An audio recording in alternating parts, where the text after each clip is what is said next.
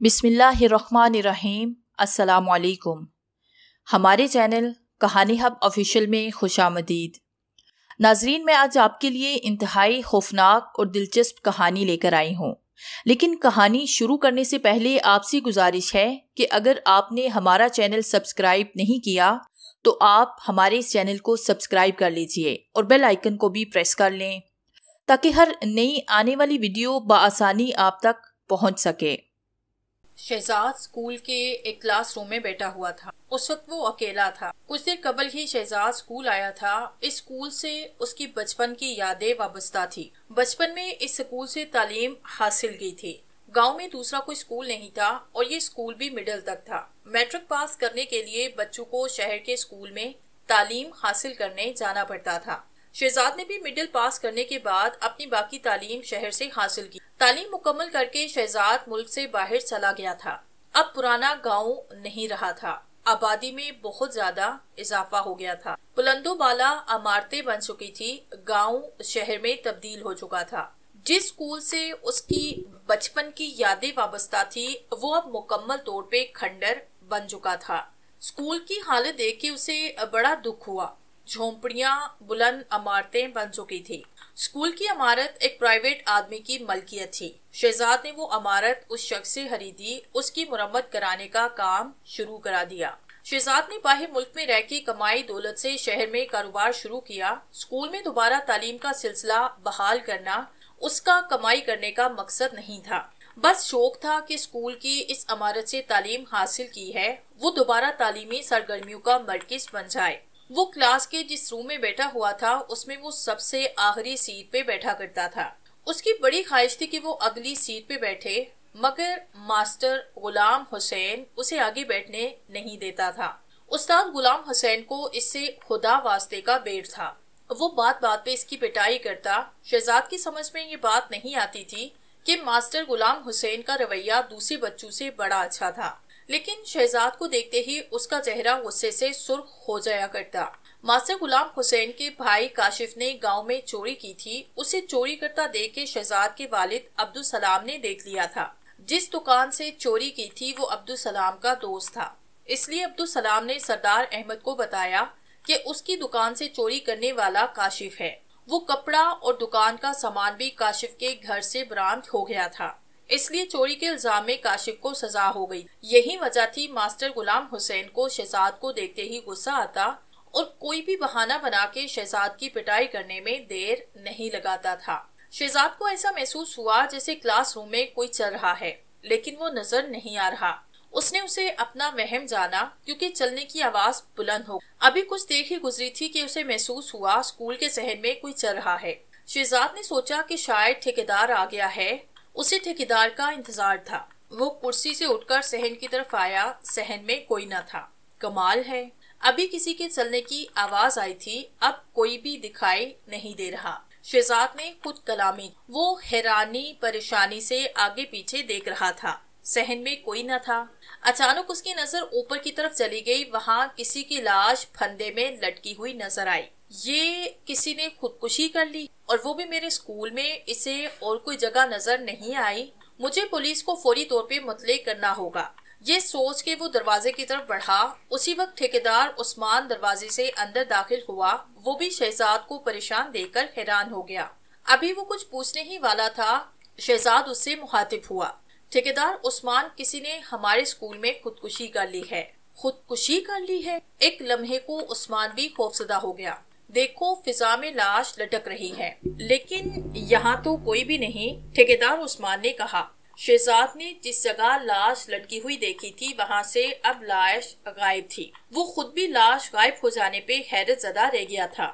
मैंने अभी अभी फंदा लगी लाश देखी थी। आपको वहम हुआ है, यहाँ कोई भी लाश नहीं है, ठेकेदार उस्मान ने कहा। शहजाद की समझ में नहीं आ रहा था वो सब क्या था। उसने खुद लाश फिजा में लटकी हुई देखी थी। जिस बांस में फंदा लगी लाश देखी थी वो बांस भी गायब था। शहजाद ने ठेकेदार से काम के मुतल्लिक मालूमात हासिल की और वो घर चला आया। रात को जब वो सोने को लेटा उस वक्त भी उसे वो मंजर याद आया। वो इस हकीकत से इनकार करने लगता कि इसने लाश स्कूल में देखी।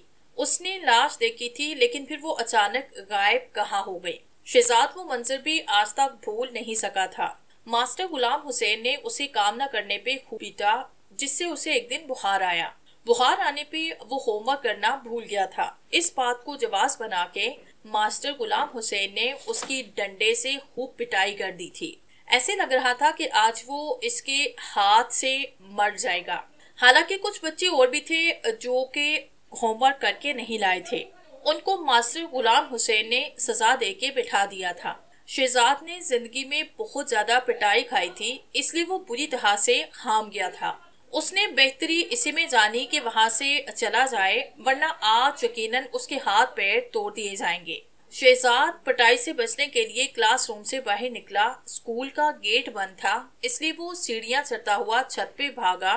छत पे जब वो चढ़ा, उसे खुद भी नहीं पता था, बस उसके दिल में ये बात समाई कि किसी तरह भी हो मास्टर गुलाम हुसैन से पिटाई से बचना है, वरना ये आज हाथ पैर तोड़ के रख देगा। मास्टर गुलाम हुसैन भी उसका पीछा कर रहा था।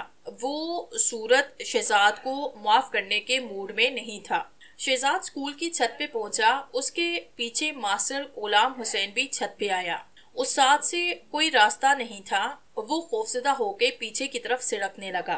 छत पे कोई दीवार नहीं। छत से ऊपर लगाना खुद को मौत के हवाले करने के मुतरादिफ था। इतनी बुलंदी से नीचे गिरकर कोई बचाए, ये मौजा ही हो सकता था। उसे बेबस देखे मास्टर गुलाम हुसैन के चेहरे पे मुस्कुराहट दौड़ गई। मास्टर के पीछे क्लास के बच्चे भी छत पे आना शुरू हो गए। वो मास्टर गुलाम हुसैन से शहजाद को मुआफ कर देने की दरखास्त कर रहे थे। वो बच्चों की कोई बात सुनने को तैयार नहीं था। उसके जहन पर जुनून सवार हो गया था। वो डंडे से मार मार कर शहजाद के हाथ पैर तोड़ देना चाहता था।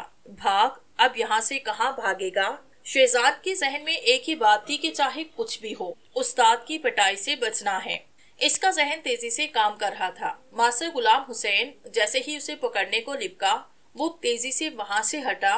मास्टर गुलाम हुसैन उसे पकड़ने के चक्कर में अपना तवाज़ुन बरकरार नहीं रख सका और छत से नीचे जा गिरा। इतनी बुलंदी से इसका बचना नामुमकिन था, और यही हुआ। मास्टर गुलाम हुसैन बुरी तरह से जख्मी हुआ। वो जख्मों की ताब न लाके वहीं दम तोड़ गया। मास्टर गुलाम हुसैन की मौत का सबब सबको दुख था, और ये बात भी सब जानते थे कि शहजाद पे जुल्म की उसने इंतहा कर दी थी। उसके अपने वालिद से मास्टर गुलाम हुसैन की शिकायत न करने का वो नाजायज फायदा उठा रहा था। बच्चे और बड़े इस वाक़े के सभी गवाह थे कि मास्टर गुलाम हुसैन उसे मारने को दौड़ा था और खुद ही अपना झूल बर्दाश्त न कर पाया और छत से नीचे गिरकर मर गया। आहिस्ता आहिस्ता लोग और बच्चे इस वाक़े को भूल गए थे, हत्ता कि शहजाद खुद भी भूल गया था। दूसरे दिन मजदूर काम कर रहे थे। शहजाद काम का मुआयना करने की गर्ज से छत पे चला गया। उस वक्त छत पे कोई न था। छत पे शहजाद को वो हिस्सा भी नजर आया जहाँ कभी मास्टर गुलाम हुसैन उसे पकड़ने को छिपटे थे और छत से नीचे जा गिरे थे। शहजाद को ऐसा महसूस हुआ कि जैसे कोई नीचे की तरफ से किसी ने अपना सर उभारा हो, और फिर अचानक सर उभारने वाला तेजी से छत के किनारे आकर खड़ा हो गया। शहजाद की जब उसके चेहरे पे नजर पड़ी तो वो धक से रह गया, क्योंकि वो कोई और नहीं बल्कि मास्टर गुलाम हुसैन था। उसने अपने सर को जोर से झटका। मास्टर गुलाम हुसैन को मरे बरसों बीत चुके थे। ये कोई और था, मगर इसकी शक्लो सूरत मास्टर गुलाम हुसैन से क्यों मिल रही, ये उसकी समझ में नहीं आ रही। शहजाद, मैं तुमसे अपनी मौत का इंतकाम लूंगा। तुम कौन हो? शहजाद ने पूछा। मुझे भूल गए? मैं तुम्हारे उस्ताद गुलाम हुसैन की आत्मा हूँ। मैं तुमसे अपना इंतकाम लेने को बेकरार हूँ। मुझसे किस बात का इंतकाम लेना चाहते हो? अपनी मौत का बदला लेना चाहता हूँ। उस दिन मुझे तुमने धोखा दिया था। मैं तुम्हारे धोखे में आके छत से नीचे गिर पड़ा था। मैंने अपने बचाव के लिए ऐसा किया था, वरना उस दिन तुम मेरी हड्डी पसली एक कर दी। शहजाद ने कहा, तुम्हारे बाप ने मेरे भाई को चोरी के मुकदमे में फंसवा दिया था, इसलिए तुम पे तशद्दुद करना मेरा फितरी अमल था। मास्टर गुलाम हुसैन ने कहा, तुम्हारा भाई चोर था, क्या इस बात से इनकार करोगे? हाँ, मेरा भाई चोर था, लेकिन तुम्हारे वालिद को क्या पड़ी थी? मेरे भाई के खिलाफ गवाही दी। उनकी गवाही न देने से मेरा भाई बच जाता। इस तरह वो एक आदी मुजरिम बन जाता। मेरे वालिद ने उसके साथ भलाई की थी, लेकिन हमारे साथ ये बहुत बुरा किया था। मैं जब तक तुम्हें कत्ल न कर दूं, मेरी रूह को किसी पल चैन नहीं आएगा। इतना अरसा गुजर चुका है, तुमने मुझसे इंतकाम लेने की कोशिश नहीं की, अब कैसे ख्याल आया मुझसे इंतकाम लेने का? शहजाद ने पूछा। मेरी तदफीन हो चुकी थी, इसलिए मैं बेबस हो चुका था। अब चंदमा कब्र खोदने वाले गोरकर ने मेरी कब्र को खोद डाला और मेरी बाकियात हड्डियां कब्र से निकालकर एक जगह फेंक दी और उस कब्र में किसी और मुर्दे को दफना दिया गया। इसलिए मेरी आत्मा आजाद हो चुकी है। आजादी मिलने पे मुझे सबसे पहले जो ख्याल आया वो तुमसे अपना इंतकाम लेने का आया। तुम शहर में कारोबार कर रही, मेरी रूह इस इलाके से नहीं जा सकती। एक महदूद हद में ही रह के तुमसे अपना इंतकाम ले सकती है। मास्टर गुलाम हुसैन ने उसे जो कहा था वो उसे जरूर पूरा करेगा। ये ख्याल आते ही वह सोच में पड़ा कि किस तरह उसे छुटकारा हासिल करे। शहजाद ने ठेकेदार उस्मान से इस बात का तज़किरा किया, वो भी सोच में पड़ गया। आसेब जब किसी के पीछे पड़ जाए तो वो उस वक्त तक पीछा नहीं छोड़ता जब तक उसका मुनासिब इलाज ना किया जाए। मास्टर गुलाम हुसैन की रूह से छुटकारा पाने के लिए किसी आमिल से रजू करना पड़ेगा। तुम्हारी नजर में कोई आमिल है? शहजाद ने पूछा। मैं एक ऐसे आमिल को जानता हूँ, वो आसेब से लोगों का पीछा छुड़ाने में मशहूर है। तो मुझे उस आमिल के पास ले चलो, शहजाद ने कहा। दोनों का आमिल के पास जाने का प्रोग्राम बन गया। रात में जब ठेकेदार उस्मान सोने को लेटा, उसे महसूस हुआ कमरे की छत पे कोई चल रहा है। उसने जब छत की तरफ देखा, एक शख्स छत पे उल्टा चलता नजर आया। उसने हैरत से उसे देखा कि ये छत पे कैसे उल्टा चल रहा है और नीचे भी गिर नहीं रहा। कोई आम आदमी ऐसे छत पे चल ही नहीं सकता। कौन हो तुम? ठेकेदार उस्मान ने पूछा। मैं एक आसेब हूँ। इसका तुम्हें मुझसे इस तरह पता चलता देखकर अंदाजा हो जाना चाहिए, वो बोला। हाँ, मैं देख रहा हूँ कोई भी इंसान इस तरह छत पे नहीं चल सकता। ऐसा करने की कोशिश भी इंसान नहीं कर सकता। मेरा यहाँ आने का मकसद भी तुम समझ गए होगे कि मैं यहाँ क्यों आया। मैं तुम्हें जानता नहीं, फिर मैं कैसे तुम्हारा मकसद जान सकता हूँ? ठेकेदार उस्मान ने कहा।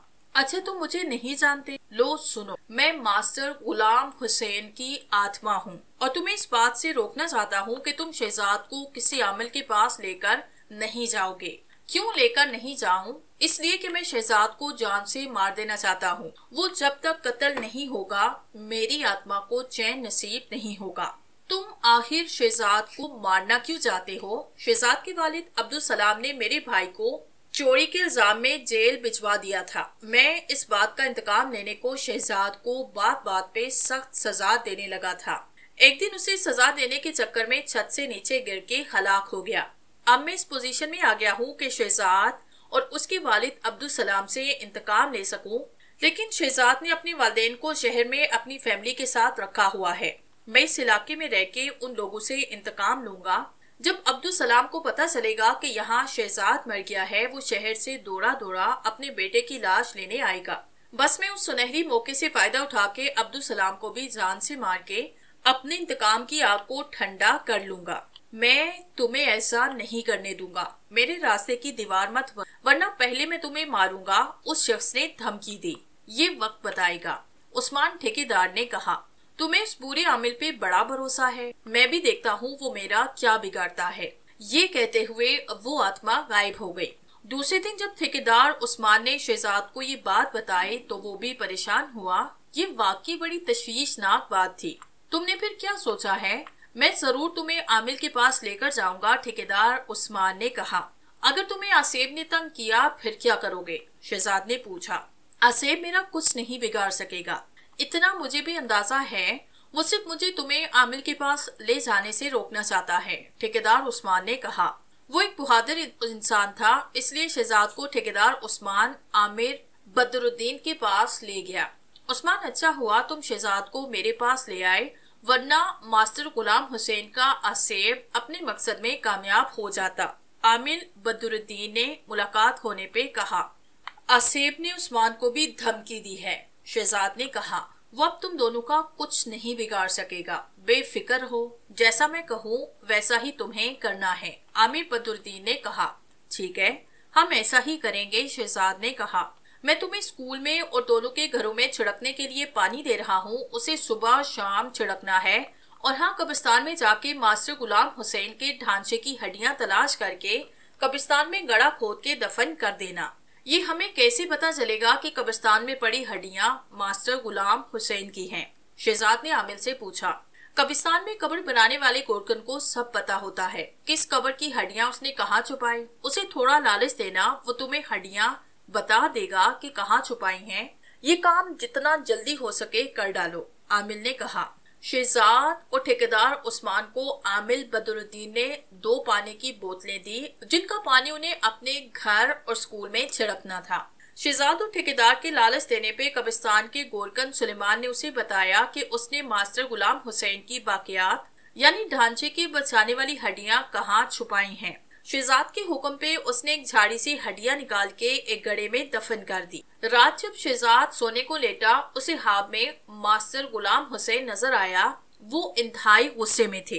तुमने आमिल बदरुद्दीन से मिलके मेरी हड्डियां कब्रिस्तान में दफन कर दी, लेकिन जब भी मुझे मौका मिला मैं तुम्हें जिंदा नहीं छोड़ूंगा, उसने कहा। ये वक्त बताएगा, शहजाद ने कहा। सुबह होने पे शहजाद ने आमिल बदरुद्दीन से मुलाकात की और उसे ख्वाब का बताया। वो अब कुछ भी करने की पोजीशन में नहीं, फिर भी मैं तुम्हें पानी दम करके दे रहा हूँ। ये पानी उस जगह डालना जहाँ मास्टर गुलाम हुसैन की हड्डियां दफन की हैं। इस पानी का फायदा ये होगा कि कोई इसकी हड्डियां खोल कर निकाल भी ले तो वो तुम्हारा कुछ नहीं बिगाड़ सकेगा, आमिर बदरुद्दीन ने शहजाद से कहा। शहजाद ने आमिर बदरुद्दीन की बात पे अमल किया और दम किया हुआ पानी उस दफन की हुई हड्डियों की जगह पे डाल दिया। रात में मास्टर गुलाम हुसैन उसे नजर आया। वो इंतहाई गुस्से में था। तुम और आमिर बदरुद्दीन जीत गए और मैं हार गया। मैं कभी तुमसे इंतकाम नहीं ले सकूंगा, वो बोला। शहजाद ने जब आमिर को अपना ख्वाब सुनाया तो उसके चेहरे पे मुस्कुराहट दौड़ गई। उसने ठीक कहा है, वो अब इस पोजीशन में नहीं कि तुमसे अपना इंतकाम ले सके। शहजाद आमिर बदरुद्दीन की बात पे मुतमिन हुआ। कई माह गुजरे, उसे मास्टर गुलाम हुसैन की रूह नजर न आई और न ही उसने तंग किया। उसके स्कूल मरम्मत का काम मुकम्मल हो गया था। बच्चे स्कूल में तालीम हासिल कर रहे थे। बच्चों को स्कूल से तालीम हासिल करता देके शहजाद खुशी से फूले न समाता। इस स्कूल को फिर से तालीम का गहवारा बनाने का ख्वाब पूरा हो चुका था।